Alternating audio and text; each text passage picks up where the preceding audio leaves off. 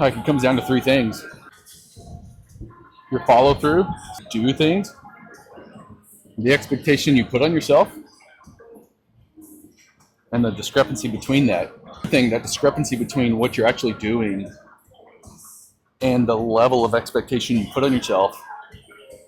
I think if that's too great of a gap, like if it is too great, you're going to bury yourself in pressure or guilt. But being able to live in that tension and lower the expectation to whatever your skill set and fulfillment level is, like, that's so huge.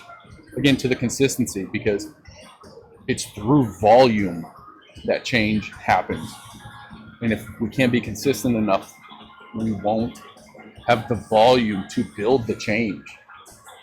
And so even if it seems inconsequential or too small at first, like, if we just continue to do it, the volume adds up.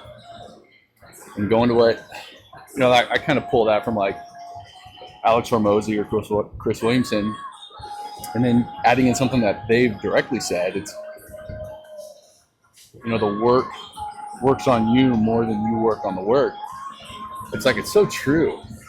And if we just find that way to navigate and balance the tension of our expectations versus what we're actually able and capable of doing, time is on our side. Time's not the enemy. Time isn't pressuring us and burying us. But now time's our ally. Time's our tool. And when we wield that tool, we can move mountains. And then what's great is you can take that concept, those 3 points about consistency. I'm like, well, how do you improve any of them? You can break it down into actionable items, like whether it be that first point, your skill set, and like your actual fulfillment, the doing of things. Like, if you can lower that threshold to act more and more consistently, you're going to build more, and then you're going to increase the knowledge, and then you learn about that, and you learn about yourself. And so that's actionable steps on that first piece. As you carry out the actions, does the expectation crush you? Does it motivate you?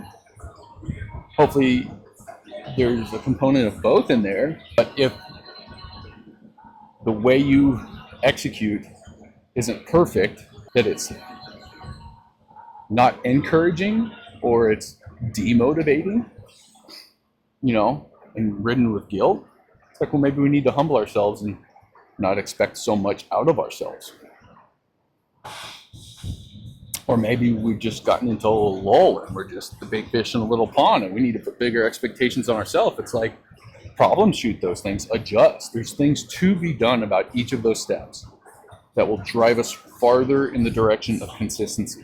And it's that volume of action, the tension between the action and the expectation, that's going to drive those results.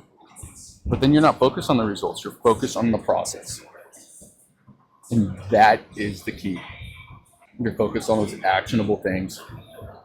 And that tension between the two becomes so much more bearable and sustainable. And all of a sudden 6 months have gone by and you've lost 20 pounds or 10 pounds or dropped 5% body fat, or you've hit PRs on lifts that you haven't had PRs on in years.